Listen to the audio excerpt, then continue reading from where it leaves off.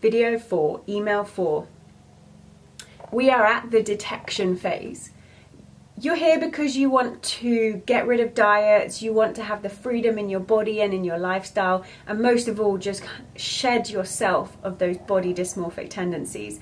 And this step number 4 is one of the most powerful elements that requires practice. So we're going to spend a little bit of time today going through it, giving you examples, and then I've also at the end going to give you a worksheet that you can take away, print out or copy out, and then really refine down your unique problems and how to overcome those so that you can get to your definition of you.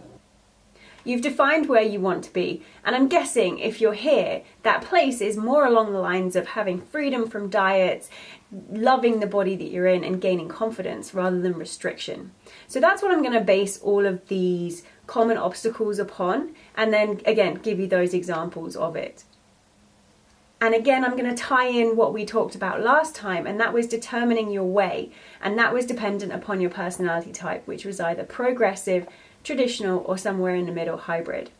So we're going to look at the common obstacles for searching for a life and a body and a self that you're comfortable and confident in relation to those personality types. Progressive people, this is for you. Common obstacles for someone who's progressive is just basically getting really bored of what you're doing, be that in your nutrition or in your programming. And an easy example of how to overcome that is to identify ways to train and move your body that fill you with joy and excitement, as well as doing the same for nutrition. And that might feel like, oh, it's very ideal, but it's a massive big step. Well, that's where you then break down that big step and put it into smaller steps. So, as again, the example, if right now you are a progressive personality type and you're just not getting consistent in the gym because you're trying to stick to a boring routine of sets and reps and things that don't excite you, sticking on a cardio machine for an hour, it's quite simple to see that if you were to involve more fun, varied movement like climbing or going outside, fell running or dance, if you do those things, it's going to enable you to be more consistent with your training and therefore get better results for your body and your life. But as I said, that might be so different, that's quite a scary leap. So what we're going to do is take you from here to here via a series of steps. And those steps might be as simple as Googling local classes in your area that excite you, or even Googling down on a piece of paper so that it's on your list of things to do. Then the next step might be calling that place and finding out when the classes are. Then the final, or we might have a couple more steps of trying to get a friend involved, getting committed together, and then moving forwards together.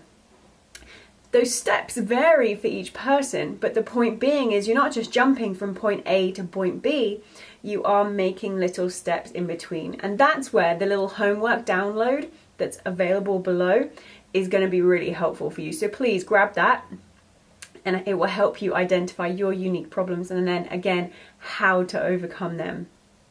Progressive people. Your common obstacles are jumping from program too quickly, expecting different results and never really getting anywhere, and just getting overwhelmed with all the changes within those programs. If that's where you are and you want to be somewhere over here, actually doing a program that works, gives you routine, but also progresses you towards the body and the life that you want. If that's where you are and that's where you want to be, again, you do the same thing. You find those many steps to overcome that obstacle so that it's not so far away.